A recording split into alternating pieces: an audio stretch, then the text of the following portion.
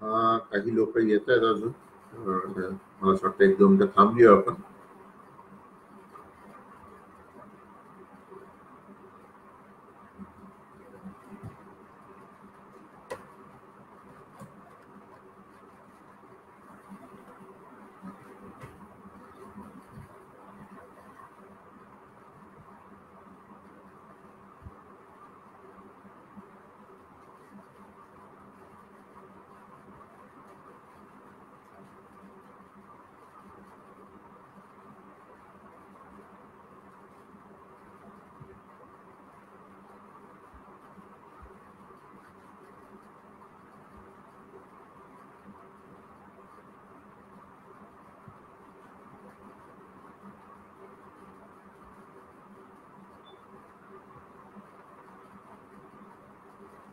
वानखेडे साहेब, तुम्ही म्हटला तर मी चालू करू शकतो.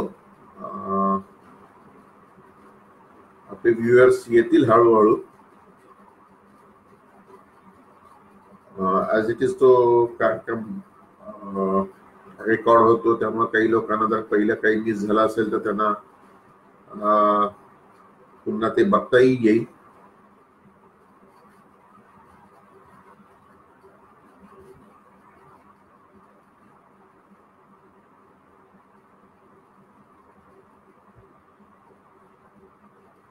मित्रांनो नमस्कार.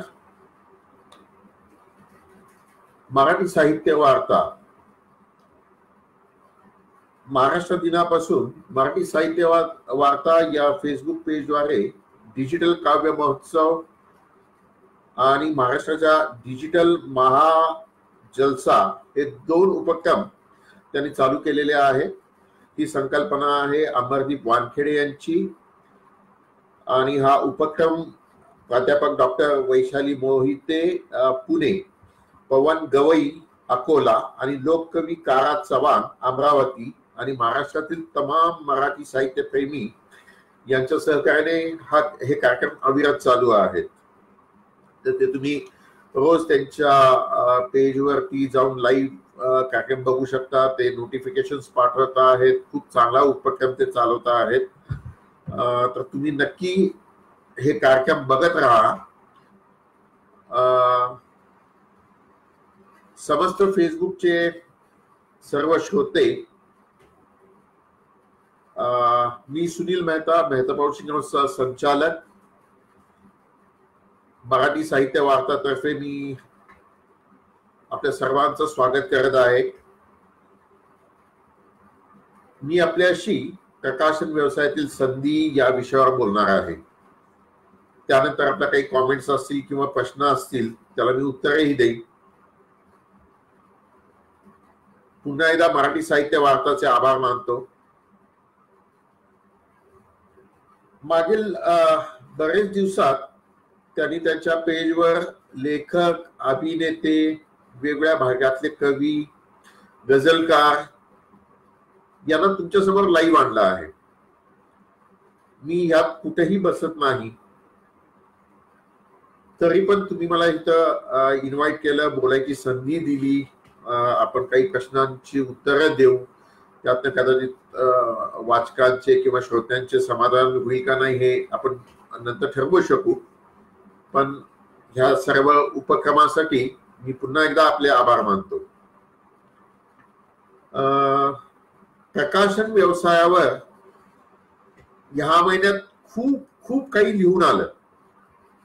महाराष्ट्र टाइम्स, लोकसत्ता, सकाळ, काही फेसबुकचे पेजेसवर. मला असं वाटतं बरेच नेगेटिव्ह लिहून आलेलं आहे. ज्या पत्रकारांनी ह्या बातम्या केल्या त्यांना माझी एक रिक्वेस्ट आहे की ह्या सर्व बातम्या द्यायच्या आधी प्रकाशन व्यवसाय हा फक्त बंद पडलेला नाही, तर सर्व जगच ठप्प झालेलं आहे. तर ठप्प म्हणजे काय की ठप्प म्हणजे मला जे वाटतंय ते की दुकानातली तुमची वर्दळ थांबलेली आहे, तुमचे विचार थांबलेले नाहीये. त्यामुळे तुम्ही ठप्प झालेला आहे किंवा प्रकाशन व्यवसायात बऱ्याच अडचणी आलेल्या आहेत, येत आहेत. तर हे काय प्रकाशन व्यवसायाच्या संदर्भात फक्त नाहीये, तर मला असं वाटतं की हे सगळं संकट जे आहे हे प्रत्येक व्यक्तीवर आहे, प्रत्येक व्यवसायावर आहे, प्रत्येक मोठ्या इंडस्ट्रीजवर आहे. आणि जर असं संकट असेल तर हे प्रत्येकाला ह्या अडचणी असणारच आहेत. पण त्यातून एक सकारात्मक गोष्ट अशी आहे की आपण घरी बसल्या बसल्या म्हणजे जे व्यवसाय करतात, जे काम करता आहेत, ज्यांना काम करायची इच्छा आहे, ज्यांना पुढचे विचार करायचे आहेत, तो माणूस काय स्वस्थ बसू शकत नाही. म्हणजे सकाळी आपलं सगळं दिनक्रम झाल्यानंतर आपण काय करतो की आपण कदाचित टीव्ही समोर बसतो, पण टीव्ही समोर जरी बसलेलो असताना आपले विचार आपले चालूच असतात की हे लॉकडाऊन उघडल्यानंतर आपली आता प्रायोरिटी काय असू शकते, आपली कामाची पद्धत काय असेल, आपल्या ऑफिसमध्ये किंवा आपल्या दुकानात आपला स्टाफ किती आणायचा आहे, आपल्याला सर्व खबरदारी घेऊन हे सगळं काम पुढे चालवायचं आहे. कदाचित हे लॉकडाऊन वाढेल सुद्धा, कदाचित आपल्याला कोविड बरोबर जगायला शिकलं पाहिजे. म्हणजे अशा कित्येक पोस्ट आहेत, पण ह्या सगळ्या पोस्ट बरोबर आपण एक सकारात्मक विचार करत असतो की आपला व्यवसाय कसा पुढे न्यायचा आहे. आज बराच परगावचा स्टाफ सुद्धा आपल्या आपल्या गावी निघून गेलेला आहे. तो परत येईल का नाही त्याची कुणालाच शाश्वती नाही. त्यांचंही बरोबर आहे, त्याचं काही चूक नाहीये, कारण त्याला त्याच्या कुटुंबाबरोबर राहायचं आहे. त्यांना असं वाटतं की हे जर वाढत गेलं तर मी त्या गावात जाऊन किंवा पुण्या मुंबई सारख्या गावात जाऊन पुन्हा आजाराला आमंत्रण देऊन त्या आजाराबरोबर राहायचं का, की मी आपल्या शेतात किंवा आपल्या गावात राहून इथं जे काय काम मिळेल, कमी पैसे मिळतील कदाचित, त्या गावात राहून मी माझं काम करू शकेन का. तर हे सगळं सकारात्मक तो माणूस विचार करतच असतो. तर त्यामुळे मला असं वाटतं की फक्त प्रकाशन व्यवसाय ठप्प झालाय किंवा त्याच्यावर खूप मोठ्या अडचणी आलेल्या आहेत असं मला काय वाटत नाही. आणि दुसरी गोष्ट, सरकारकडे आपण जे काय मागतो आहोत, कुठलाही व्यवसाय करणारे व्यक्ती मागत असेल तर मला असं वाटतं ते बरोबर नाहीये. कारण आज सरकार त्यांच्या कामात अडकलेले आहेत, त्यांना त्यांचं काम करून द्या, आपल्याला आपण काम करूया, जेणेकरून सरकारला त्यांच्या कामात आपण कुठेही अडथळा आणतोय असं त्यांना वाटू नये. आणि जेणेकरून असंही त्यांना वाटू नये की अरे उद्या ह्या व्यवसायाला आपल्याला तारायचंय का नाही. तर त्यापेक्षा त्यांना त्यांचं काम करू द्या, आपण आपलं काम करूया, आपण आपल्या स्ट्रॅटेजीज ठरवूया, आपण आपली पुढची पावलं कशी उचलायची ते आपल्याला ठरवता येईल. आपण आपल्या सहकार्यांशी चर्चा करून आपला व्यवसाय, आपला स्वतःचा व्यवसाय कसा पुढं चालू ठेवता येईल हे बघायला लागेल. कदाचित सहकारी आपल्या काम कसं पुढं करायचं आहे त्याचे सुद्धा ते विचार करत असतील. म्हणजे परत मी पुण्याला जाऊन ते काम करायचं का नाही, काम माझ्या इथं गावात राहून मी माझं जे काय घरातलं काम आहे ते करेन, किंवा इतर अनेक व्यवसाय मी चालू करून नव्याने. कारण फेसबुकवर आज तुम्ही बघताय की फूड इंडस्ट्रीमध्ये कित्येक पदार्थ तुम्ही बघता आहात किंवा इतर बऱ्याच गोष्टी फेसबुकवर चालू आहेत. तर प्रत्येक जण हा सकारात्मक विचार करतच असेल की नाही मी पुण्याला जाणार नाही, मी आईस्क्रीम पार्लर चालू करतो किंवा मी माझं आईस्क्रीम घरी बनवतो आणि मी माझं आईस्क्रीम विकू शकतो का, माझं मी नवीन ब्रँड चालू करू शकतो का लोकली. आणि हे सगळे विचार करत असताना तो पुढचे विचार त्याचे चालू असणार आहेत. हे सगळं चालू असताना माझ्या मनात असा विचार येतोय की अरे आपण किती सुदैवी आहोत की आपल्याला एक चांगल्या घरात आणि निरोगी जन्म मिळाला. आपल्या आईवडिलांनी आपल्याला निरोगी जन्म दिलेला आहे, हे काय कमी आहे का आपल्यासाठी. आणि त्यातून मी स्वतः प्रकाशन व्यवसायात आहे, तो समृद्ध व्यवसाय आहे जिथं आपल्याला कित्येक चांगल्या लेखकांना भेटायला मिळतं, कित्येक मोठ्या व्यक्तींना भेटायला मिळतं. म्हणजे मी उदाहरण द्यायचं झालं तर माझ्या वडिलांमुळं मी अरुण शेवकना भेटलो, मी सुधा मूर्तींना भेटलो, मी नारायण मूर्तींना भेटलो, मी किरण बेदींना भेटलो. तर अशा सगळ्या व्यक्तींना भेटत असताना आपण नकारात्मक आपल्या व्यवसायाकडे का पाहावं? हे लोक इतकं काम करतात. म्हणजे सुधा मूर्ती असतील किंवा किरण बेदी असतील, एवढ्या जोमाने हे सगळे काम करतात. आणि त्यांचे तर वय जवळजवळ 70 पर्यंत आलेली ह्या व्यक्ती आहेत, तरी सुद्धा ते जोमाने काम करतात.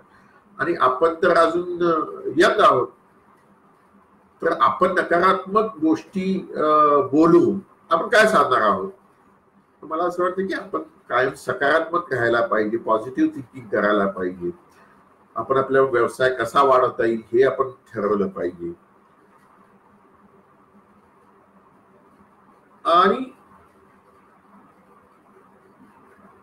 आपण ह्या काळात मला असं वाटतं एक गोष्ट चांगली झालेली आहे की ह्या 2 महिन्यात म्हणजे माझ्या संदर्भात मी पॉझिटिव्ह गोष्ट अशी बघतो की मला ह्या 2 महिन्यात जे व्यवसाय चालू असताना मला काही विचार करायला वेळ मिळाला नाही. कित्येक गोष्टींचा विचार करायचा असतो किंवा बघायचं असतं, जे मला कधी वेळच मिळाला नाही. म्हणजे सकाळी ऑफिसला जायचं, 9 वाजता संध्याकाळी 7ला यायचं आहे. ते काम पुढं कसं ढकलायचं आहे, पुढं कसं रेटायचं आहे, पुस्तकं लवकर कशी आली पाहिजेत, ह्या प्रकाशन समारंभ कसा करायचा आहे, त्याचे ई बुक्स करायचे, त्याचे ऑडिओ बुक्स करायचे, असे कित्येक गोष्टी आपण आपल्या रोजच्या कामात गुरफटलेलो असतो. आणि ह्या सगळ्या गुरफटलेल्या कामात आपल्याला इतर गोष्टींकडे किंवा नवीन गोष्टी काय बघायच्या असतात त्याच्याकडे लक्ष द्यायला खूप कमी वेळ मिळतो. वेळ मिळत नाही असं मी म्हणत नाही, खूप कमी वेळ मिळतो. तर ती संधी मला सोशल मीडियाने दिलेली आहे. म्हणजे मी उदाहरण देतो की मी आज एका फेसबुकच्या ग्रुपवर आहे. फेसबुक पब्लिशर्स विदाउट बॉर्डर्स नावाचा एक फेसबुकवरती ग्रुप आहे, ज्याच्यात जवळजवळ 2500 पब्लिशर्स, ऑथर्स, एजंट्स हे सक्रिय आहेत, म्हणजे वेगवेगळ्या देशातले. म्हणजे ही किती चांगली गोष्ट आहे की मी फ्रँकफर्ट बुक फेअरला जात होतो आणि तिथं मला ह्या सर्व लोकांना भेटायला मिळत होतं. पण आज मला फेसबुकच्या माध्यमातून किंवा सोशल मीडियाच्या माध्यमातून मला ही लोक इथं डायरेक्ट लाईव्ह दिसत आहेत. मी त्यांच्याशी चॅट करू शकतो, मी त्यांच्याशी लाईव्ह बोलू शकतो, त्यांचे विचार ऐकू शकतो, आम्ही चर्चा करू शकतो. आणि तसंच दिल्लीतले काही पब्लिशर्स आहेत, यात्रा बुक्स नावाचा पब्लिशिंग ग्रुप आहे, त्यांच्या मार्फत त्यांनी भारतीय भाषातले इतर प्रकाशन गोळा केलेले आहेत फेसबुकवर लाईव्हवर. आणि तिथेही आमच्या काही चर्चा होत आहेत, काही नवीन गोष्टी येत आहेत, आमच्या नवीन ओळखी होत आहेत. म्हणजे आसामी मधल्या पब्लिशरला मी कधी बघितलेलं नव्हतं किंवा मी कधी त्यांची पुस्तकं बघितलेली होती, किंवा इव्हन बांगलादेश मधली बरीचशी पुस्तकं मला माहित नव्हती किंवा पब्लिशर्स माहित नव्हते. तर हे लोक मला लाईव्ह सोशल मीडियावर दिसतायत, भेटतायत, आमचे विचार आम्ही एकमेकांच्यात शेअर करतो आहोत. आणि त्याच्यामुळे मला असं वाटतं की ह्या 2 महिन्यात ह्या गोष्टी इतक्या झालेल्या आहेत की मला त्यानंतर खूपच पॉझिटिव्ह गोष्टी मिळालेल्या आहेत की अरे आपण बऱ्यापैकी परदेशी साहित्य इथं आणतो आहोत, तर त्यापेक्षा आपलं प्रादेशिक साहित्य आपण का आणत नाहीये. तर त्याच्यासाठी हा मोठा प्लॅटफॉर्म मला मिळालेला आहे, त्याचा उपयोग मला केला पाहिजे. आणि तो उपयोग करताना अजून काही गोष्टी समोर येऊ शकतात ना. तर मला असं वाटतं की आपण ह्या पद्धतीनं ह्या गोष्टी सकारात्मक प्रकाशन व्यवसाय संदर्भात आपण घेतल्या पाहिजेत, आपण केल्या पाहिजेत. म्हणजे नुसतंच पुस्तकं विकली जात नाहीत किंवा लेखक मिळत आहेत असं नाहीये ना. पुस्तकं विकली जात आहेत. जिथे तुमच्या जे एक्झिबिशन्स होतात किंवा दरवर्षी आपलं जे साताऱ्याला एक्झिबिशन भरतात, तिथं कोट्यावधी रुपयाची पुस्तकं विकली जातात अशा बातम्या येतात. ह्या बातम्या जर येत असतील तर ह्याचा अर्थ नक्की असा आहे की पुस्तकं विकली जात आहेत. तर त्याच्यासाठी प्रकाशकांनी, पुस्तक विक्रेत्यांनी, लेखकांनी पुढे येऊन आपण त्यातलं योगदान दिलं पाहिजे, जेणेकरून हा व्यवसाय कोट्यात जो काय चालू आहे तो अरबोमध्ये कसा जाईल हा विचार आपण केला पाहिजे. म्हणजे आपण नुसतं म्हणतो की पुस्तकं वाचली जात नाहीत. आणि पुस्तकं वाचली जात आहेत तर लायब्ररी समृद्ध केल्या पाहिजेत, कॉलेजची लायब्ररी समृद्ध केली पाहिजे, कदाचित शाळेची लायब्ररी समृद्ध केली पाहिजे. त्याच्यासाठी फक्त ह्यात थोडंसं सरकारला इन्व्हॉल्व्ह होणं गरजेचं आहे, की जिथं सरकार इन्व्हॉल्व्ह आहे म्हणून मी म्हणतोय की लायब्ररीज चांगल्या केल्या पाहिजेत, कॉलेजेसच्या लायब्ररी चांगल्या झाल्या पाहिजेत, तिथं पुस्तकं चांगली गेली पाहिजेत, तिथं पुस्तकं चांगली खरेदी केली पाहिजे. म्हणजे उगीच भरमसाठ कमिशन मिळतं म्हणून लायब्ररियन्सनी पुस्तकं खरेदी करू नये अशी माझी मनापासून इच्छा आहे. ते प्रत्येक व्यवसायात चांगल्या वाईट गोष्टी असतात, पण त्यातल्या आपण चांगल्या गोष्टी जर घेतल्या तर आपण चांगलं काम नक्की करू शकू आणि सहज करू शकू. आता प्रकाशन व्यवसायात ह्या अडचणी मी खूप कमी बोललो, अडचणी असतातच, पण अडचणींपेक्षा मला असं वाटतंय की प्रकाशन व्यवसायातल्या कितीतरी पटीने संधी जास्त आहेत त्याच्यापेक्षा. तर त्या संधी काय काय आहेत ते मी एक रफली मी तुमच्याशी बोलतो आहे, ढोबळमानाने हे सगळं सांगतो आहे की त्याचं इम्प्लिमेंटेशन, त्याचं प्रॅक्टिकल कसं काय असू शकतं हे त्या त्या प्रकाशन संस्थेवर अवलंबून असतं. तर समजा की पहिल्यांदा काय आहे, पहिल्यांदा लेखक असतो, तर तो लेखक लिहित असतो, तर आता कदाचित लिहित नसेल तो टाईप करत असेल, तर मला असं वाटतं की एखाद्या लेखकाबरोबर एखादा लेखनिक असू शकतो. जसे रणजित देसाईंच्या बरोबर पांडुरंग गुरुजी म्हणून होते, ते त्यांचे लेखनिक होते, किंवा वि स खांडेकरांच्या बरोबर राम देशपांडे म्हणून होते कोल्हापूरचे. तर आज लेखनिक म्हणून नाही, पण कमीत कमी टाईप सेटर म्हणून त्याचं तुम्ही काम करू शकता. म्हणजे समजा मी कमी शिकलेलो आहे पण मला टायपिंग येते, माझं मराठीची जाण उत्तम आहे, तर तिथं मी त्या लेखकाला एक लेखनिक म्हणून किंवा टायपर म्हणून मी मदत करू शकतो. त्याच्यानंतर एडिटिंगच्या संदर्भात आज MA BA ची मुलं बाहेर पडतात विद्यापीठातून, तर ह्या व्यक्तींनी समजा त्यांच्याकडे कमी जॉब्स असतील किंवा जॉब्स मिळत नसतील, तर असे जॉब्स बघायला काही हरकत नाहीये. कदाचित पहिल्यांदा त्यातनं पैसे कमी मिळतील, पण काही कालांतराने जसं जसं तुम्ही समृद्ध होत जाल तसं जसं तुमचे पेमेंट्स वाढत जातील. तर आज मराठी प्रकाशन व्यवसायात एडिटर्सची खूप वानवा आहे. मला असं वाटतं एडिटर्सनी पुढे यायला पाहिजे. आपलं व्याख्यान असेल किंवा मराठी भाषा असेल ही व्यवस्थित शिकून आपण एडिटर म्हणून काम करू शकतो. त्याच्यानंतर एडिटरच्या अनुषंगाने प्रूफ रीडर म्हणून आपण काम करू शकतो. त्यानंतर प्रकाशन व्यवसायात कॉर्डिनेटर्सची गरज असते की जेणेकरून CEO आणि स्टाफ मधल्या एखादा कॉर्डिनेटर किंवा एक PA म्हणून तुम्ही असं काम करू शकता. प्रोडक्शन मॅनेजर म्हणून तुम्ही काम करू शकता. म्हणजे पुस्तकाच्या प्रक्रियेमध्ये लेखकाकडून हस्तलिखित आल्यापासून ते पुस्तक बाजारात येऊच तोपर्यंत त्याचं कॉर्डिनेशन, त्याचं कम्युनिकेशन प्रत्येक टप्प्यावरच म्हणून तुम्ही काम करू शकता.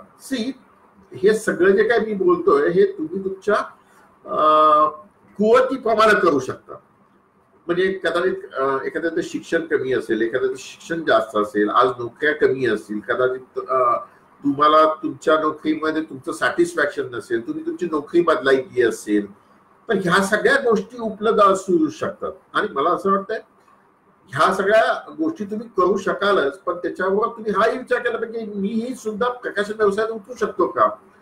तर मला असं वाटतं की कुठलाही प्रायव्हेट व्यवसाय करताना आपल्याकडे काय सर्टिफिकेट असायची काही गरज नाहीये आता तरी. म्हणजे कदाचित डॉक्टर्स असतील किंवा इंजिनियर असेल ह्या संदर्भात हा भाग वेगळा आहे, पण छोटे मोठे व्यवसाय करताना आपल्याला त्या सर्टिफिकेटची गरज नाहीये की आपण हा व्यवसाय चालू करायचा का नाही. तर मला असं वाटतं प्रकाशन व्यवसाय सुद्धा तुम्ही चालू करू शकता. त्याच्यानंतर कित्येक मुलं आर्टिस्ट म्हणून बाहेर पडतात, तर तुम्ही पुस्तकांचे मुखपृष्ठ असतील तुम्ही ते करू शकता, इलस्ट्रेटिव्ह म्हणून काम करू शकता. आज लहान मुलांच्या पुस्तकांचे इलस्ट्रेटर म्हणून खूप गरज आहे मराठी प्रकाशन व्यवसायात. जिथं हार्डली मराठी प्रकाशन व्यवसायात मी असं म्हणतो की हार्डली 10 लोक इलस्ट्रेटर म्हणून काम करतात लहान मुलांच्या पुस्तकांसाठी. तर तिथं तुम्ही काम करा, तुम्ही स्वतःला तयार करा.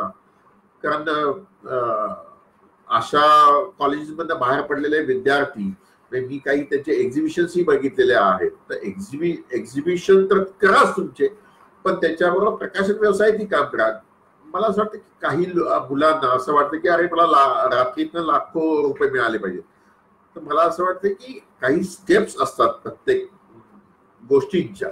आज तुम्ही हजारात कमवाल, उद्या तुम्ही 10,000 कमवाल, परवा तुम्ही लाखोत कमवाल. तर त्या स्टेप्स मधनं प्रत्येक व्यक्तीला जायचं असतं. मी सुद्धा ह्यातनं गेलेलो आहे. म्हणजे तुम्ही कदाचित हसाल, पण मी ज्यावेळी पहिल्यांदा 86 मध्ये माझ्या वडिलांनी माझ्या हातात हा व्यवसाय दिला, त्यावेळी माझा पहिला कॅश मेमो साधारण पहिल्या दिवशीचे टोटल कॅश मेमोज 320 रुपयाचे होते.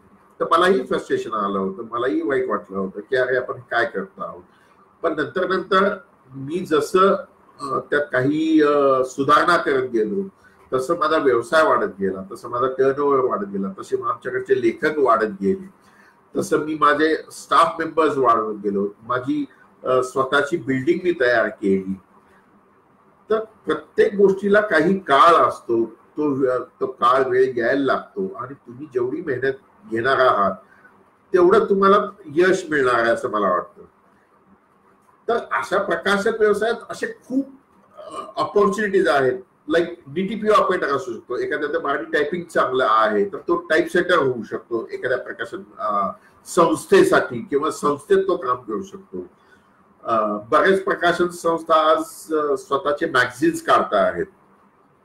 तर मला असं वाटतं की तिथं मॅगझिन प्रोडक्शन मॅनेजर म्हणून सुद्धा तुम्ही काम करू शकता. वेळेस प्रिंटिंग लाईन मध्ये खूप ऑपॉर्च्युनिटीज असतात.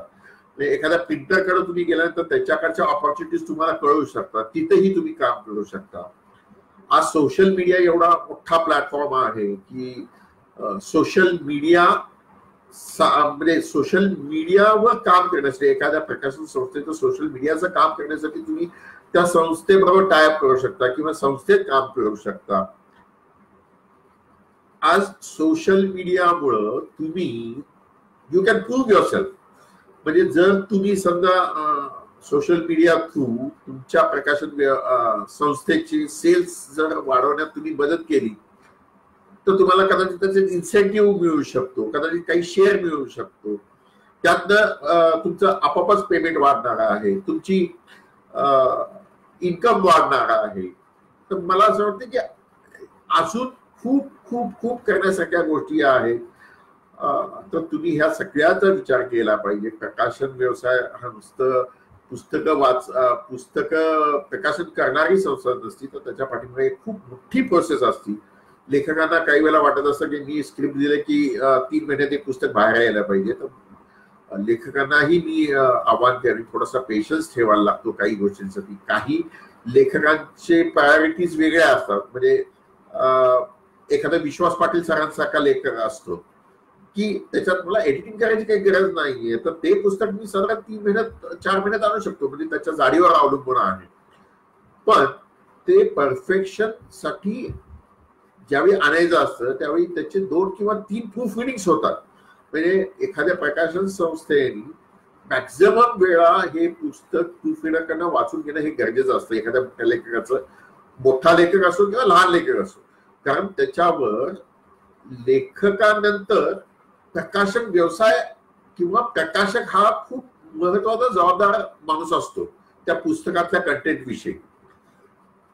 आणि तो कंटेंट ज्यावेळी तुम्ही वाचकांच्या हाती देता त्यावेळी वाचक पहिल्यांदा प्रकाशकाला झोडपतो, लेखकाला नंतर, पण प्रकाशकाला पहिला झोडपतो.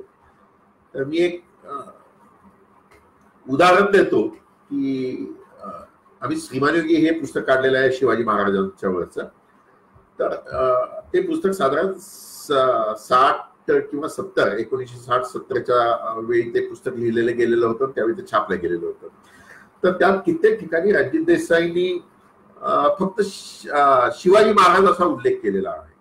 तर काही लोकांचे आम्हाला नंतर फोन आले की नुसतं शिवाजी महाराज म्हणून चालणार नाहीये, ते तिथं छत्रपती शिवाजी महाराज असं म्हटलं गेलं पाहिजे. आता रणजित देसाई राहिलेले नाहीत, त्यामुळे आम्ही थोडस संभ्रमात झालो की हे काय करायला पाहिजे.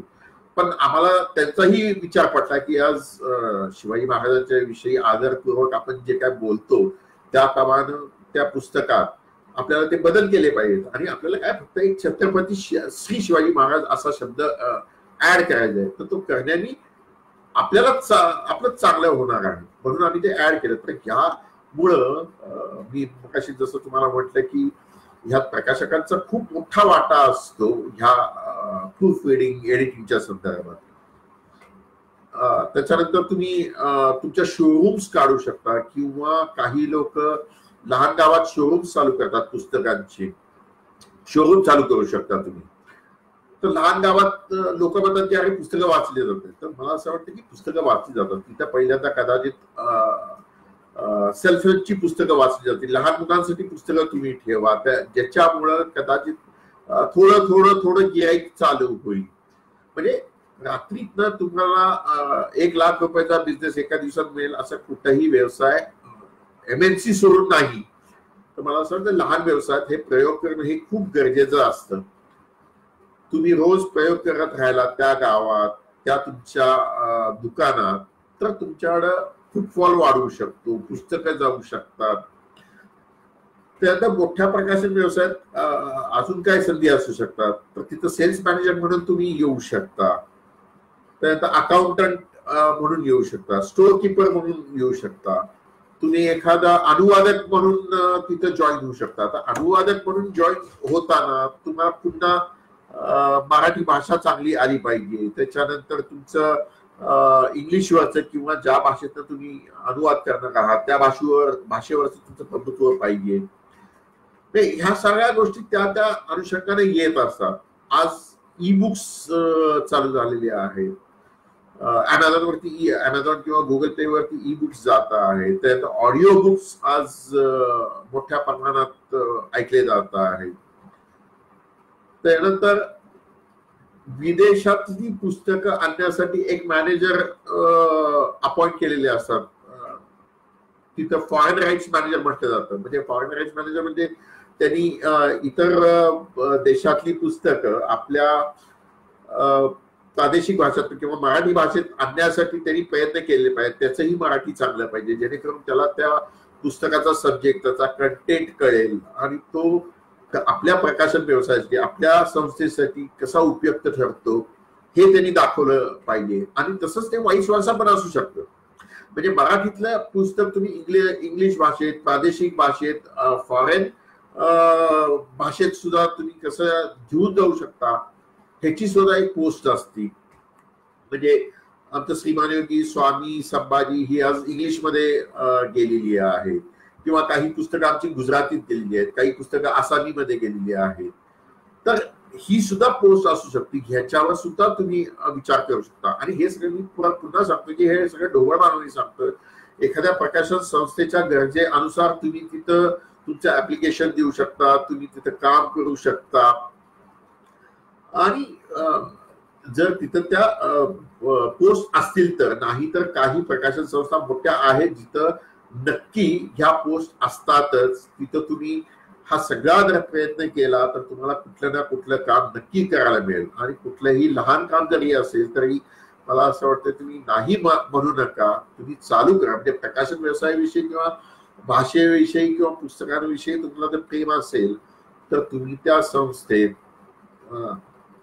मराठी भाषेसाठी तुम्ही काम करून तुम्ही तुम्हाला स्वतःला प्रूव्ह करू शकता. आज मी आता बघतोय इथं संजीवनी शिंदे आहेत, योजना यादव आहेत, गिरीश वालावलकर आहेत. हे आता संजीवनी शिंदे ह्या एडिटिंगच्या संदर्भात आमच्याकडे काम बघतात. गिरीश वालावलकर हे 2 का 3 पुस्तकांचे लेखक आहेत. त्यांनी सीओच्या वरती एक पुस्तक लिहिलेलं आहे. तसे वेगवेगळ्या पद्धतीचे काम किंवा संधी प्रकाशन व्यवसायात तुम्हाला नक्की मिळू शकतात. आणि काल मी सहज एक व्हिडिओ बघत होतो चक्काक प्रकाशनचा, त्यात घनश्याम पाटील स्वतः हे सगळं बोलत होते. तर ते सुद्धा इतके सकारात्मक होते की अशा सकारात्मक लोकांच्या बरोबर काम जर तुम्ही केलं तर तुम्हाला तुमच्यातला उत्साह तुम्हाला जागा करता येईल, की जेणेकरून तुम्हाला असं वाटेल की अरे मी खूप चांगल्या संस्थेबरोबर काम करतो आहे, मी खूप चांगल्या भाषेसाठी काम करतो आहे, मी माझीच भाषा समृद्ध करतो आहे. तर मला असं वाटतंय की प्रकाशन व्यवसायातल्या अडचणींपेक्षा उलट संधी खूप आहे. आणि मगाशी जसं मी म्हटलं की ह्या सुट्टीत, ह्या 2 महिन्याच्या सुट्टीत जो वाचक थोडाफार दुरावला गेलेला होता पुस्तकांपासून, तो पुन्हा पुस्तकांशी जोडला गेलेला आहे. त्याला आपल्याला कायम जोडून कसा ठेवता येईल हे प्रकाशकाचं काम आहे, हे लेखकाचं काम आहे, हे पुस्तक विक्रेत्याचं काम आहे. त्यातून पुन्हा आपल्याला काही नवीन वाचक सुद्धा मिळतील का ह्याचा आपल्याला आपण बघितलं पाहिजे की हे आपल्याला नवीन वाचक म्हणजे जो वाचक आता जोडला गेलेला आहे, कदाचित त्यांची मुलं असतील, त्यांचे नातेवाईक असतील की जे एकत्रितरित्या फेसबुक लाईव्हवर ज्या ग्रुप्सवर काही कथा सांगितल्या गेल्या, कथाकथनाचे सेशन्स झाले, तिथं ते लोक ऐकायचे, त्यांच्याबरोबर अनेक नवीन कदाचित वाचक जोडले गेलेले असतील. त्यांना आपल्याला टॅग करायला पाहिजे. आणि अशा लोकांना टॅप करताना आपल्याला आपले स्कीम्स कशा राबवता येतील, आपल्याला त्या लोकांशी संवाद कसा साधता येईल. आता मी एक सहज साधी गोष्ट सांगतो की मी माझ्या ऑफिसचा फोन माझ्याकडेच होता, तर रोज ऑफिसचे फोन तर ते काय ऑफिसचा स्टाफ मेंबर्स उचलतो, त्यामुळे मला किती फोन आले, कुणाचे फोन आले हे काय तसं कळत नव्हतं किंवा मी तसं काय बघत नव्हतं. पण ज्यावेळी मी फोन घरी आणला या लॉकडाऊनच्या काळात, त्यावेळी रोज जवळजवळ 10-15 फोन येतात. तर मला असं वाटलं की अरे हे फोन जे काही येत आहेत इथं आपण फक्त आपला स्टाफ मेंबर त्या लोकांना जे काय त्यांची प्रश्न असतील त्याला उत्तर देऊ, तो फोन ठेवून टाकतो. तर ह्या किती साधी गोष्ट आहे. म्हणजे मी हा विचार केला की हे जे फोन येतात तर पहिल्यांदा फोन आल्या आल्या त्या व्यक्तीला त्यांनी प्रश्न विचारायच्या आधी आपण त्याच्याकडनं त्याची माहिती घेतली पाहिजे. म्हणजे बाबा गुड मॉर्निंग, तुम्ही मेहता पब्लिशिंग हाऊसला फोन केलेला आहात, कृपया आपण आपला नाव, पत्ता, ईमेल ऍड्रेस व मोबाईल नंबर जर दिल्यास आम्ही आपल्याला अजून चांगली सेवा देऊ शकतो.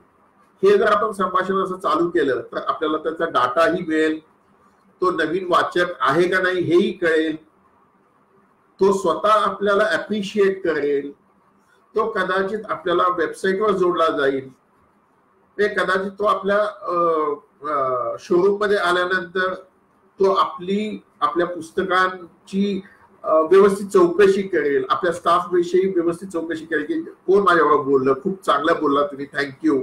म्हणजे ह्या इतक्या साध्या लहान लहान गोष्टी आहेत की तुम्ही ह्या सहजपणे करू शकता. म्हणजे त्याच्यासाठी खूप काही गोष्टी तुम्हाला आत्मसात करता येतील, शिकता येतील. तुम्हाला काय पद्धतीनं आपल्या ऑफिसमध्ये नव्याने उपक्रम राबवता येतील हे तुमच्या सीईओशी बोलता येतील. म्हणजे मध्यंतरीच्या काळात मी आमचा मेहता पब्लिशिंग हाऊसचा ग्रुप आहे, माझे स्टाफ मेंबर्स आणि आम्ही असं ठरवलंय की प्रत्येकाने आपले व्ह्यूज मेहता पब्लिशिंग हाऊसच्या चांगलं काम करण्यासाठी अजून आपल्याला काय काय करता येईल हे आपण चर्चा करूया. आणि मी तुम्हाला सांगतो 3 दिवस ही चर्चा चालू होती आणि त्यातनं अशा काही गोष्टी आल्या की ज्या आपण आतापर्यंत कधी करतच नव्हतो. कदाचित थोड्याशा अवघड पण असतील पण त्या इम्प्लिमेंट करायला काही हरकत नाही ना. एखादी गोष्ट चांगली करण्यासाठी आपल्याला थोडीशी धडपड करायला लागेल, त्याच्यासाठी थोडस आपल्याला मेहनत घ्यायला लागेल, पण होणार नाही अशी कुठलीही गोष्ट असू शकत नाही. तर त्यामुळं अशा गोष्टी आपण ह्या लॉकडाऊनच्या काळात आपण केल्या, करतो आहोत, आपण विचार करतो आहोत. आणि अशा खूप मोठ्या संधी ह्या प्रकाशन व्यवसायात आहे. जसं प्रकाशन व्यवसायात असतील तसं इतर व्यवसायात पण असतील. आपण आपल्या कुवतीप्रमाणे, आपल्या कॅपॅसिटी प्रमाणे, आपल्या शिक्षणाप्रमाणे आपण त्या हुडकायला पाहिजेत. आपण तिथं कुठं फिट होतो का हे बघितलं पाहिजे. नुसतंच प्रकाशन व्यवसाय चालत नाही, पुस्तकं वाचली जात नाहीत. आणि पुस्तकं वाचली जात नसतील तर आमच्या प्रकाशक आजपर्यंत टिकले असते का? तर मला असं वाटतं की प्रकाशन व्यवसाय चांगल्या पद्धतीने चालू आहे, तो चांगल्या प्रमाणात अजून वाढवणं हे गरजेचं आहे. आपण वाचकांपर्यंत कसं पोहोचू शकू, म्हणजे इंटिरियर लेवलला आपण शहरात तर वेबसाईट थ्रू आपण पोहोचलेलो आहोत, पण अजूनही पोहोचण्याची गरज आहे. म्हणजे आज ई बुक्स किंवा ऑडिओ बुक्स असं माध्यम आहे की जे तुम्हाला जगाच्या कानाकोपऱ्यापर्यंत तुम्हाला पोहोचवू शकतं आणि आम्ही पोहोचलेलो आहोत. माझी पुस्तकं ई बुक्स म्हणूनच अमेझॉनवर आहेत, गुगल प्लेवर आहेत, ऍपलवर आहेत, ऑडिओ बुक्स आमची स्टोरी टेलवर आहेत. आणि एक आनंदाची गोष्ट तुम्हाला सांगतो की आमच्या 2 पुस्तकांचे फिल्म राईट्सच्या संदर्भात आमचं डीलिंग चालू आहे. म्हणजे हा सुद्धा आज एक नवीन व्यवसाय चालू होतो लेखकांसाठी, प्रकाशकांसाठी, एक व्यक्तीसाठी की जो एक एजंट म्हणून काम करू शकतो ह्या फिल्म प्रोड्युसर्स, प्रकाशक किंवा लेखकाचा एक मीडिएटर म्हणून.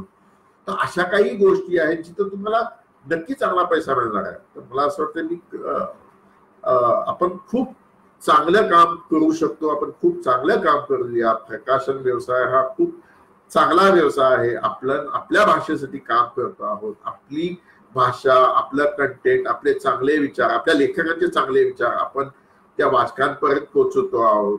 एवढी मोठी आपण ज्ञान सेवा करतो आहोत.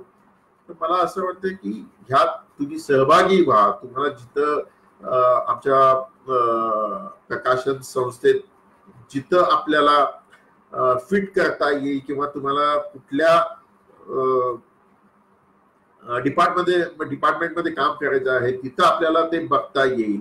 तर मला असं वाटतं हे जर झालं, खूप डिपार्टमेंट्स जर वाढले आपल्या एका प्रकाशन संस्थेत तर त्याचा विस्तारही खूप मोठा होऊ शकतो. म्हणजे एका लेखकाचं पुस्तक कित्येक पटीनं कित्येक जणांपर्यंत पोहोचू शकतं. म्हणजे एक पुस्तक म्हणून मराठी भाषेत त्या वाचकांपर्यंत पोहोचू शकतं. एक ट्रान्सलेशन म्हणून ते वेगवेगळ्या देशातल्या 500,000 भाषेत ते पोहोचू शकतं. स्टोरी टेलच्या माध्यमातून ऑडिओ बुक्स म्हणून ते पोहोचू शकतं, ई बुक्स म्हणून ते जाऊ शकतं. त्यानंतर फिल्मच्या राईट्स विकल्यानंतर ते फिल्मच्या माध्यमातून ते पुस्तक जगापर्यंत पोहोचू शकतं.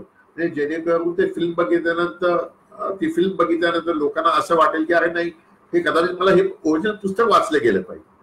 तर अशा खूप संधी या प्रकाशन व्यवसायात आहेत.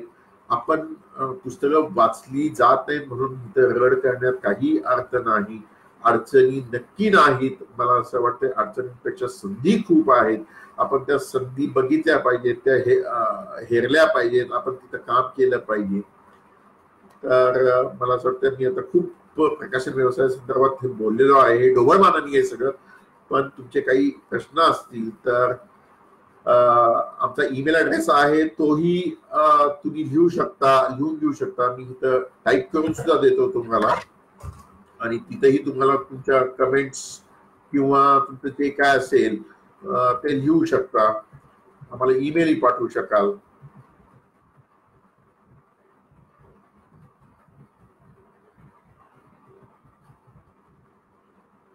कमेंट बॉक्स मध्ये editorial@mehtapublishinghouse.com आणि त्याच्यावर तुम्ही लिहा. तुम्हाला आमच्या संस्थेत काम करायचं असेल, आमच्या संस्थेसाठी लिहायचं असेल, लेखक म्हणून यायचं असेल, ट्रान्सलेटर म्हणून यायचं असेल, कोऑर्डिनेटर म्हणून यायचं असेल तर यू आर ऑलवेज वेलकम. माझ्याकडे जर ती जागा रिकामी असेल तर आपण नक्की एकमेकांच्या बरोबर काम करू. आपण आपला व्यवसाय किंवा तुमच्याबरोबर काम करण्यात मलाही आनंद होईल. तर तुमचे काही प्रश्न असतील तर मला सांगा प्लीज. म्हणजे मग मी त्या प्रश्नांना उत्तर देऊ शकेन.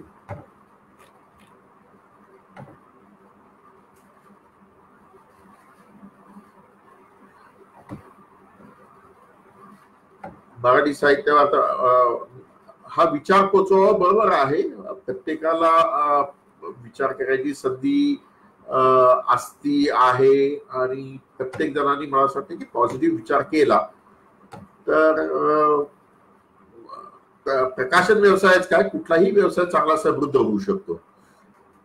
खूप मंडळी आहेत इथं. मी सगळ्यांना धन्यवाद देतो. रमेश आमले असं विचारतायत की प्रकाशन संस्था कशी व कुठे रजिस्ट्रेशन करावी लागते. तर शॉपॅकच्या अंडरच प्रकाशन संस्थेचं रजिस्ट्रेशन करावं लागतं. त्याच्या इतर ज्या काही सरकारी बाबी आहेत त्या तुम्हाला तिथं माहिती पडतील आणि तुम्ही रजिस्ट्रेशन केल्यानंतर तुम्ही प्रकाशन व्यवसाय चालू करू शकता. मी जसं मगाशी म्हणालो की आपल्याकडे काय डिग्री सर्टिफिकेटची गरज आहे असं काय नाहीये. ज्या गव्हर्नमेंटच्या नॉर्म्स आहेत त्या नॉर्म्स प्रमाणे आपल्याला आपले कागदपत्र सबमिट करून आपण आपला व्यवसाय, लहान व्यवसाय कुठलाही चालू करू शकतो. ज्योत्स्ना चांगुडे म्हणतात निरोगी जन्म मिळाला. हो, मी हे खूप वेळा म्हटलेला आहे, कारण आज आपण टीव्हीवरती कित्येक मजुरांचे, कित्येक लोकांचे हाल बघतो आहोत. तर मला अक्षरशः वाईट वाटतंय हे सगळं बघून की अरे ह्यात आपण एखादं म्हणून असतो तर आपलं काय झालं असतं. तर कदाचित आपल्याला तो जन्म मिळाला असता तर कदाचित आपण त्याच्याबरोबर त्या मॉब बरोबर आपण गेलो असतो. पण आज आपल्याला निरोगी जन्म मिळालेला आहे किंवा आपल्याला चांगल्या घरात जन्म मिळालेला आहे. आणि चांगला जन्म नुसता नाही, एका चांगल्या व्यवसायात आपल्या आई वडिलांनी आपल्याला त्यात घातलेला आहे किंवा त्यांनी जो व्यवसाय, चांगला व्यवसाय चालू केलेला आहे त्या व्यवसायात आपण आहोत. त्यांनी आपल्याला पुश करून आपल्याला वरती आणलेला आहे आणि आपल्याला खूप चांगल्या व्यक्तींची ओळख झालेली आहे. म्हणजे सुधा मूर्तींसारखी लेखिका आम्हाला एक लेखक म्हणून मिळणं हे खरंच मेहता भवन भाग्याची गोष्ट आहे. म्हणजे त्या इतक्या साध्या आहेत की आपण सुद्धा एवढं साध्या राहत नाही. म्हणजे त्या ज्यावेळी कोल्हापूरला किंवा पुण्याला एखाद्या प्रकाशनाच्या कार्यक्रमासाठी येतात तर त्यांचं पहिलं वाक्य हेच असतं की मला भाजी भाकरी हे जेवण आवडेल आणि ते सुद्धा तुझ्या घरी. म्हणजे मला कुठेही हॉटेलात उतरवायचं नाही, मी तुझ्या घरीच थांबीन. मला जे काय थोडासा आराम पाहिजे ते तिथंच मी घेईन आणि मग आपण कार्यक्रम. तर इतकी मोठी व्यक्ती आणि इतका चांगला विचार अशा लोकांच्याकडून आपल्याला ऐकायला मिळतो. त्यामुळं आपण हे चांगले विचार आपल्या मनात सुद्धा आणू शकतो. म्हणून मी म्हणतो की आपल्याला निरोगी जन्म मिळालेला आहे ही किती चांगली गोष्ट आहे ना. संदीप वाकोडे म्हणतायत की सर मला प्रकाशन संस्था सुरू करायची आहे, मार्गदर्शन हवे. तुम्ही नक्की एखाद दिवशी माझ्याकडे ऑफिसला या, मी तुमच्याशी बोलीन. काय काय गोष्टी प्रकाशन व्यवसायात असतात ते माझ्याकडच्या ऑफिसमधल्या मी सगळ्या तुम्हाला गोष्टी दाखवीन. त्यातलं तुम्हाला जेवढं पहिल्यांदा जमतंय, झेपतंय ते तुम्ही करू शकता. आणि व्यवसाय कुठलाही हळूहळूच वाढवायचा असतो. तो एका रात्रीतनं म्हणजे माझ्याकडे करोड रुपये आहेत म्हणून तो एका रात्रीतनं वाढत नसतो.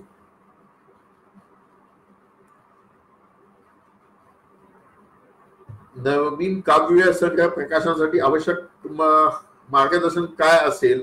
मला असं वाटतं की जर तुमचा काव्य संग्रह चांगला असेल तर तो कुठलाही प्रकाशक ज्याला जाण असेल तो नक्की तुमचा कविता संग्रह प्रकाशित करेल. तर त्याच्यासाठी तुम्ही प्रकाशकांना अप्रोच होणं महत्वाचं आहे. तुमच्याकडची सगळं मॅन्युस्क्रिप्ट हे त्यांच्याकडे देणं आवश्यक आहे. दर्जेदार अनुवादित साहित्य आपण प्रकाशित करतात त्यासाठी आपले अभिनंदन. ज्योत्स्नाताई धन्यवाद.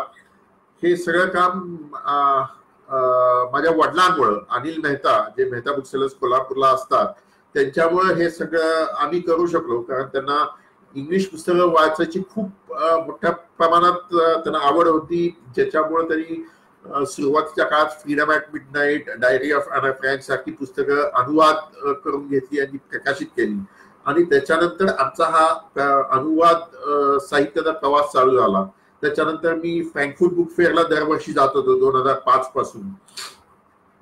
आता ह्यातली सुद्धा एक गमतीची गोष्ट मी तुम्हाला सहज सांगतो की माझे वडील मला काय म्हणायचे की अरे तू फ्रँकफर्ट बुक फेअरला जायला पाहिजे. म्हणजे 86 पासूनची गोष्ट सांगतोय.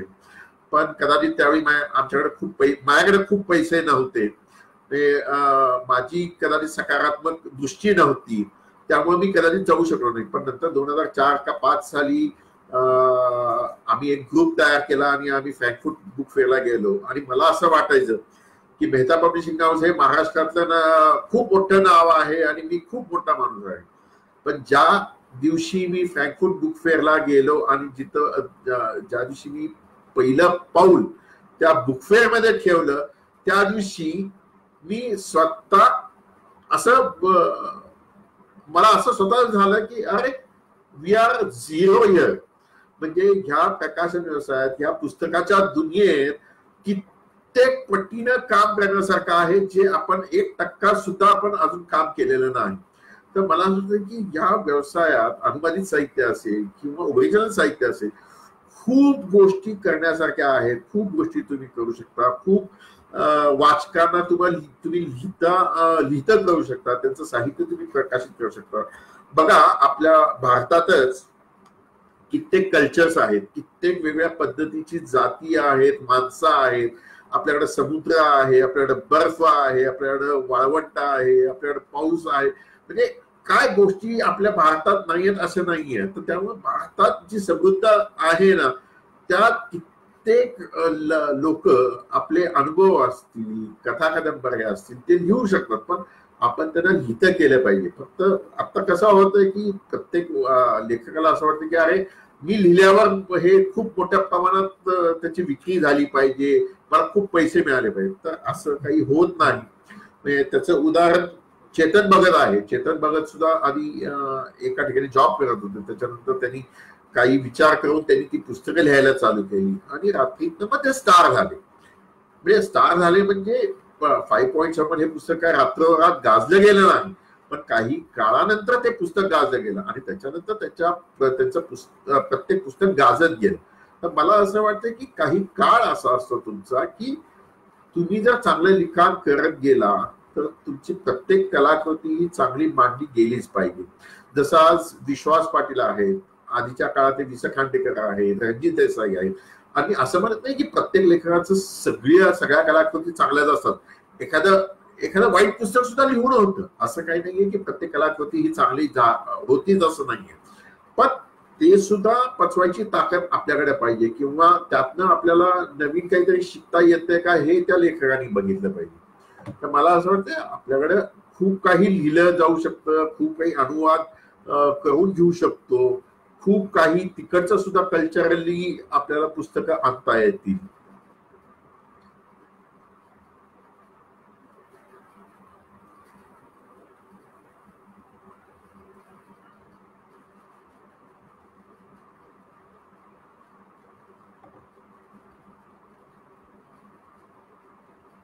आणि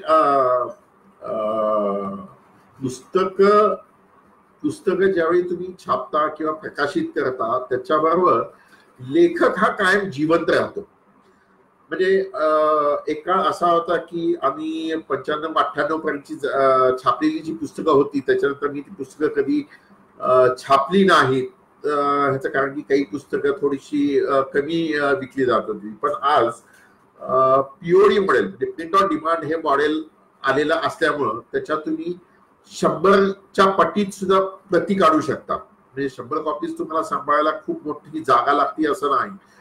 आता आज मी 2000च्या पूर्वी जी आम्ही छापलेली पुस्तकं होती पण जी आज मिळत नाहीयेत ती आम्ही छापायला चालू केलेली आहेत की जेणेकरून त्यातले काही लेखक पुन्हा जिवंत होतील. कारण लेखक जिवंत ठेवण्याचं एकमेव साधन म्हणजे त्याची पुस्तकं, त्यांनी लिहिलेला कंटेंट. अशी कित्येक पुस्तकं असतील की जी अप्रकाशित आहेत, चांगला कंटेंट आहे. कदाचित 1800 सालापासूनची सुद्धा काही पुस्तकं असू शकतील. ती पुस्तकं आपल्याला पुन्हा प्रकाशित करणं हे प्रत्येक प्रकाशकाचं काम आहे. ती पुस्तकं तुम्ही बाजारात आणणे, त्या लेखकाला तुम्ही जिवंत ठेवणे, त्यातला कंटेंट किती चांगला आहे किती चांगला नाही हे सगळं तुमच्या एडिटर्सवर अवलंबून असेल. पण तरी सुद्धा मला असं वाटतंय की प्रत्येक पुस्तकाची जर कॉपीज तुम्ही 100च्या पटीत जर काढल्या तर त्यात तुम्ही कुठं ना कुठं कधी ना कधी तर नक्की विकू शकता. त्याची इन्व्हेस्टमेंट कदाचित जास्त असेल पण ज्या प्रकाशकाला हे परवडण्यासारखं आहे तो ते प्रकाशक हे काम करू शकेल आणि करायला पाहिजे असे माझं प्रामाणिक मत आहे. म्हणजे मी हे कॉम्पिटिशन वगैरे हा भाग सोडून देऊ आपण की कुठला प्रकाशक कुठली पुस्तकं काढू शकतो हा भाग वेगळा आहे. पण जी पुस्तकं आज आउट ऑफ प्रिंट आहेत तर ती पुस्तकं काढण्याचं काम प्रकाशकांनी चालू केलं पाहिजे. ती पुस्तकं बाजारात आणली पाहिजे. त्या लेखकांना तुम्ही जिवंत ठेवलं पाहिजे. त्या लेखकाचा परिचय तुम्ही करून दिला पाहिजे, जेणेकरून आपल्याकडे हे लेखक होऊन गेले, हे आता हयात नाही, पण त्यांचं साहित्य हे माध्यम, साहित्य माध्यमातून त्यांना तुम्ही जिवंत ठेवू शकता. प्रकाशित पुस्तकं शासकीय ग्रंथालयाला देणं बंधनकारक आहे वैशालीताई, कारण 5 ग्रंथालय आहेत. चेन्नई, दिल्ली, कलकत्ता, मुंबई आणि पुणे ह्या 5 ग्रंथालयांना तुमचे एक कॉपीज देणं नवीन पुस्तकांच्या बंधनकारक नक्कीच आहे. काही हौशी अमरदीप वानखेडे असं विचारलं तर अनेक प्रकाशक नव्याने या क्षेत्रात उतरत आहेत. काही हौशी लेखक आहेत, हौशी प्रकाशक, याकडे आपण कसे पाहता? ह्या सगळ्या ज्या काय गोष्टी आहेत ह्या मला असं वाटते की 2000च्या आधी हौशी हा शब्द म्हणजे कुठल्याही व्यवसायात हा संपलेला आहे. हौशी कलाकार म्हणून तुम्ही कुठल्याही व्यवसायात येऊ शकत नाही. आज प्रत्येक गोष्ट प्रोफेशनली, कमर्शियली घेतली पाहिजे, कारण त्यात पैसा इन्व्हॉल्व होतो. शेवटी काय होतं की जर पुस्तकं वाचली गेली नाही तर त्याचा परिणाम थेट तुमच्या मॉनिटरी टर्म्सवर होतो. मॉनिटरी टर्म्सवर झाल्यानंतर आपापच तो प्रकाशक डिमॉरलाइज होतो, फ्रस्ट्रेट होतो आणि मग तो प्रकाशक म्हणून पुस्तक प्रकाशन करण्याचं काम थांबून टाकतो. आणि मग अशा बातम्या चालू होतात की प्रकाशन व्यवसायात मंदी आहे, प्रकाशन व्यवसाय चालत नाही, पुस्तकं कोण वाचत नाही. आणि कदाचित अशाच हौशी प्रकाशकांचे मुलाखती हे पत्रकार लोक घेतात आणि ते छापतात. तर हौशी कुठल्याही व्यवसायात आता असतच नाही, असू नये, ही माझी हे माझं प्रामाणिक मत आहे. कारण आज तुम्ही ज्यावेळी एक व्यवसाय करता त्यावेळी त्याला प्रोफेशनल टच दिला गेला पाहिजे, कमर्शियल अँगल असला पाहिजे. कारण तुम्ही नुसती पुस्तकं काढत नसता, तर त्याच्याबरोबर तुम्ही अनेक स्टाफ मेंबर्सची कुटुंब त्यात इन्व्हॉल्व असतात. कारण ज्यावेळी तुम्ही समजा 40 लोकांच्या वर तुम्ही काम करता आहात तर 40x2 किमान 80 लोकांचं सगळं तुमच्या प्रकाशन व्यवसायावर किंवा तुमच्या व्यवसायावर अवलंबून असतात ती लोक. तर त्यामुळं त्यांना पेमेंट जर तुम्ही व्यवस्थित दिले तरच ते लोक तुमच्याकडे व्यवस्थित काम करतील. अन्यथा हौशी म्हणून जर तुम्ही काम करायला गेला आणि तुम्ही एखाद्या व्यक्तीला अपॉइंट केलं तर त्या व्यक्तीलाही कळेल की अरे ह्याच्याकडे पैसा नाहीये आणि आपल्याला इथं काहीही मिळणार नाहीये. त्यामुळे आपापच ती व्यक्ती तिथनं काम सोडून निघून जाते आणि तो व्यवसाय हळूहळू बंद होण्याच्या मार्गावर जातो. तर मला असं वाटतं हौशी प्रकाशक किंवा हौशी व्यवसाय असू नये, तुम्ही प्रोफेशनल आणि कमर्शियलच असलं पाहिजे.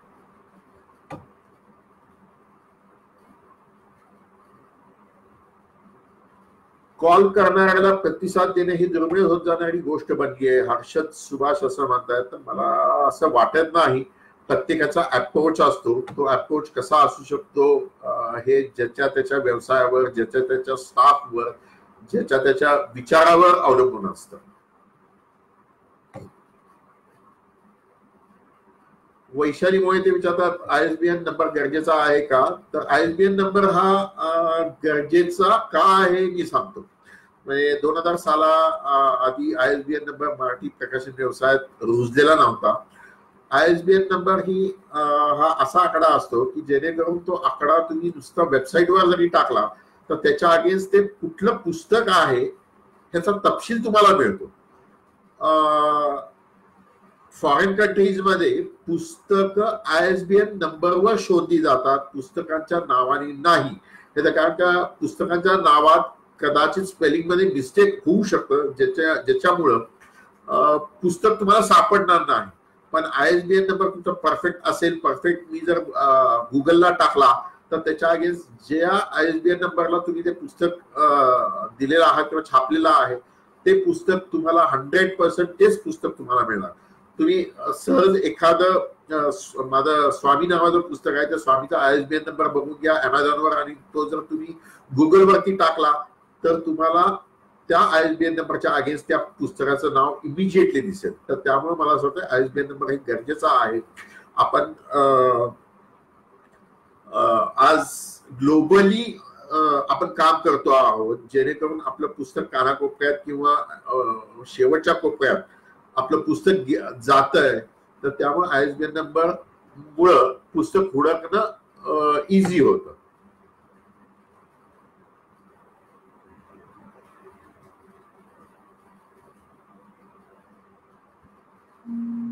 ISBN नंबर मुळे लेखकांमध्ये दुसरी निर्माण होत चालली आहे. मला हा प्रश्न नाही समजला खरं, पण मला नाही वाटत ISBN नंबर मुळे असं काही प्रॉब्लेम आहे. कारण ISBN नंबर मिळतात आता व्यवस्थित. एक 2-3 वर्षापूर्वी काही ISBN नंबरचे प्रॉब्लेम्स होते, पण ते आता सॉर्ट आउट झालेले आहेत. तर त्यामुळे तुम्हाला ISBN नंबर साठी अप्लाय करणं आणि तुम्हाला तो इमिजिएटली मिळू शकतो. डिजिटल युगात प्रकाशन संस्थेचे भवितव्य कसे असणार आहे? डिजिटल युगात मला असं वाटतं ई बुक्स आणि ऑडिओ बुक्स खूप चांगल्या प्रमाणात वाचले जातील.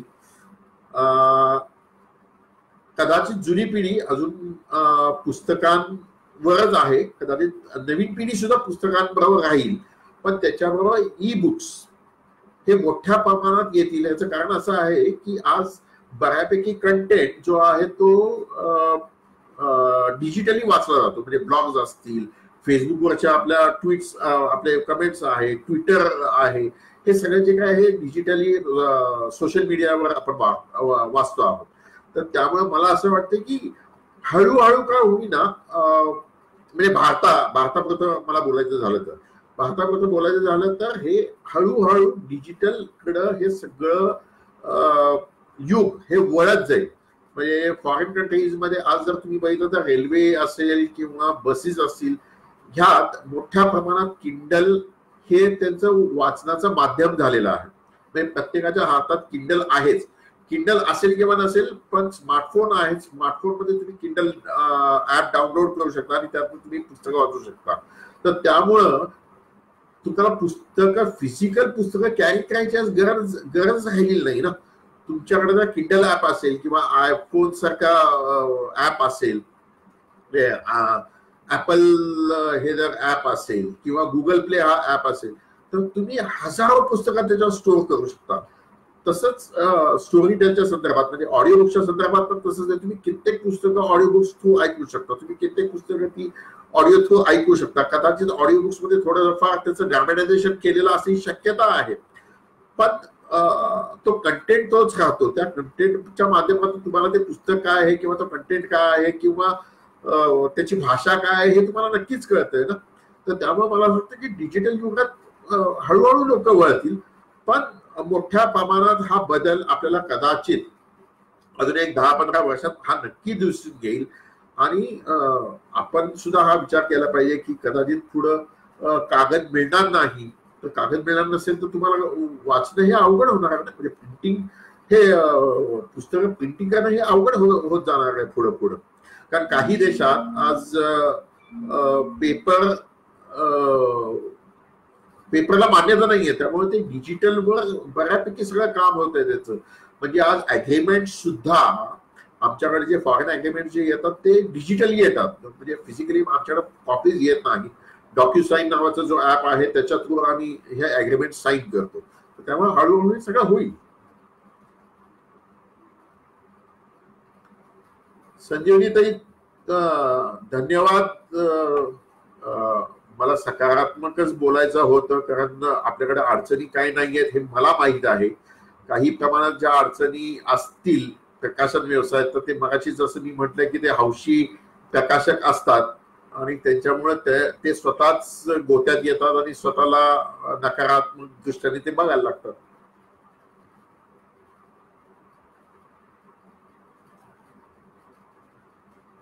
हर्षद साहेब, मी आता मगाशी जसं म्हटलं की आमची एकमेव संस्था अशी आहे की अमेझॉन किंडल, गुगल प्ले वरती जवळजवळ आमची 1400 ई बुक्स आहेत. आम्ही आता ऑडिओ बुक्सवर मध्ये पण उतरलेलो आहोत.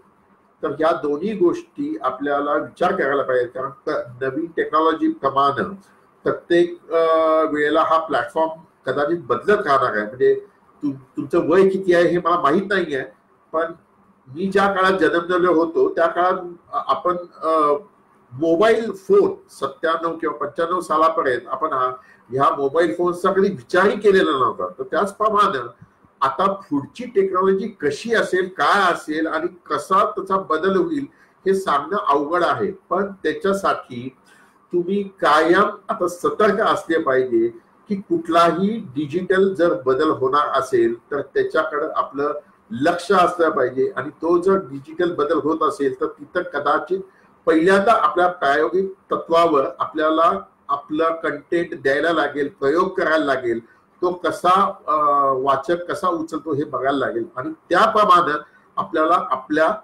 कंटेंट बदलायला लागेल. कदाचित तशी पावलं उचलायला लागतील, कदाचित त्या कंटेंटचं कन्व्हर्जन त्या पद्धतीने करायला लागेल, कदाचित तो कंटेंट पहिल्यांदा त्या ह्याच्यात द्यायला लागेल.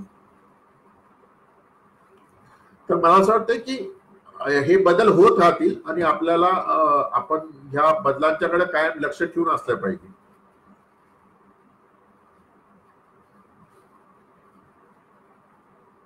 मला असं वाटतं की मी बरंच काही सांगितलेलं आहे. तर अजून तुम्हाला काही प्रश्न असतील तर मी आमचा ईमेल ऍड्रेस दिलेला आहे. त्या ईमेल ऍड्रेसवर तुम्ही नक्की आम्हाला तुमचे प्रश्न पाठवा. ज्यांना शक्य आहे, ज्या प्रश्नांना मला शक्य आहे त्या प्रश्नांना मी सगळ्यांना उत्तर देईन आणि नक्की उत्तर देईन. मला काहीच प्रॉब्लेम नाही आहे, कारण मी कुठल्याही माझ्या व्यवसायातल्या व्यक्तीला कुठेही कॉम्पिटिटर मानत नाही. कॉम्पिटिटर कुठं असतो तर तो फक्त लेखक मिळवण्यात हा कॉम्पिटिटर असतो. पुस्तक विक्री करण्याच्या संदर्भात कोणीही कॉम्पिटिटर असू शकत नाही, कारण प्रत्येकाच्या पुस्तकाचे कंटेंट वेगळे असतात, त्याचा दर्जा वेगळा असतो, त्याच्या पॉलिसीज वेगळ्या असतात, त्याची विक्री व्यवस्था वेगळी असते. त्यामुळं लेखक मिळवणं ह्यातच फक्त कॉम्पिटिशन असू शकते, बाकी कॉम्पिटिशन असं काही कारण नाही. शेवटचा प्रश्न मी घेतो सुशील जाधव यांचा. पुस्तकाच्या कॉपीराईट बद्दल थोडं मार्गदर्शन करावे. एखाद्या कॉपीराईट केसचा तुम्हाला अनुभव आला का? आम्हाला 2-3 ठिकाणी अनुभव आलेला आहे, पण तो इथं शेअर करणं मला योग्य वाटत नाही. फक्त एक केस जी आमच्या बाजूनी लागली ती मी तुम्हाला सांगू शकतो. वि. स. खांडेकरांची केस जी मेहता पब्लिशिंग हाऊसच्या बाजूनी लागली. आधी दुसऱ्या एका प्रकाशन संस्थेतर्फे वि. स. खांडेकरांची पुस्तकं काढली गेलेली होती, पण तिथं त्यांना व्यवस्थित न्याय मिळाला नाही. तिथं कदाचित मॉनिटरी टर्म्सवर त्यांचे काही प्रॉब्लेम झालेले होते. तर खांडेकरांच्या वारसाने ती केस पुढे आमच्या हातात दिलेली होती चालवायला. ती आम्ही चालवली आणि आमच्या वकिलांनी ती खूप सुंदर पद्धतीने मांडली आणि सुप्रीम कोर्टात मेहता पब्लिशिंग हाऊस किंवा वि. स. खांडेकरांच्या वारसांच्या बाजूने त्याचा निकाल लागला. आणि अशाच काही 2-3 केसेसचा निकाल आमच्या बाजूने लागलेला आहे, पण इथं तो डिस्कस करणं मला योग्य वाटत नाही. तुम्ही मला मेल केला किंवा तुम्ही कधी भेटायला आला किंवा कधी आपण फोनवर बोललो तर मी नक्की तुम्हाला त्याचा सगळा तपशील सांगेन. तर मला असं वाटतंय की बरंच मी काही सांगितलेलं आहे. खूप गोष्टी तुम्हाला समजल्या असतील. प्रकाशन व्यवसायातल्या काही अडचणी असतात, काही संधी आहेत, काही त्याच्या प्रोसेसेस आहेत. त्या प्रोसेस मध्ये जायला थोडासा उशीर लागतो. की काही गोष्टी अशा आहेत की ते लँग्वेज मुळे त्याला थोडासा वेळ लागतो. तर लेखकांनी समजून घेणं हे खूप महत्वाची गोष्ट आहे. तर सगळ्यांनी समजून घेतले असेल. ह्यातल्या काही गोष्टी राहिल्या असतील त्या आपण नंतर आपण चर्चा करू. मी नक्की तुम्हाला त्याचा गायडन्स असं नाही, पण चर्चा करू. मला जेवढी माहिती देता येईल ती नक्की मी तुम्हाला सर्वांना माहिती देईन. कारण मी मगाशी सांगितल्याप्रमाणे मी काय तुम्हाला कॉम्पिटिटर कुणालाही मानत नाही आणि कुणाला मानणारही नाही. माझं जे काय आहे ते सगळं मी ओपन करून मी तुम्हाला सगळं सांगेन. आणि तसंच मी माझ्या लेखकांच्या संदर्भात ठेवलेलं आहे. माझा लेखक कुठलाही माझ्याकडे आल्यानंतर त्यांनी अकाउंट्स बघायचं झालं तर तो कधीही माझ्याकडचे अकाउंट्स, माझ्याकडचा स्टॉक, त्याची ई बुक्स किती विकली गेली हे सगळं माझ्याकडे ओपन आहे. त्यामुळं लेखक माझ्या बाजूनी किंवा माझ्या बरोबर आहेत आणि they are happy with me. आणि I am thankful, I am grateful for all those authors who are with me. धन्यवाद सर्वांना. सर्वांनी शांतपणे ऐकून घेतलं. सर्वांच्या क्वेरीज कदाचित मी सोडवलेल्या असतील, ज्या काय क्वेरीज राहिलेल्या असतील ते मी मगाशी सांगितल्याप्रमाणे आपण त्या ईमेलद्वारे किंवा फोनद्वारे आपण डिस्कस करू, किंवा तुम्ही माझ्या ऑफिसमध्ये आलात तरी आपण डिस्कस करू. तुम्ही वेळ सांगा, आपण एखाद दिवस समजा 4-5 जण एकत्र जरी येणार असतील तर आपण असं डिस्कशन टेबल तयार करू. Will have a good coffee. माझं ऑफिस बघू शकता, माझ्या कलिग्सना भेटू शकता, माझ्या स्टाफ मेंबर्सची चर्चा करू शकता, आणि will be more than happy if you come to our office and we discuss all those things with you. Thank you very much. Thank you. धन्यवाद.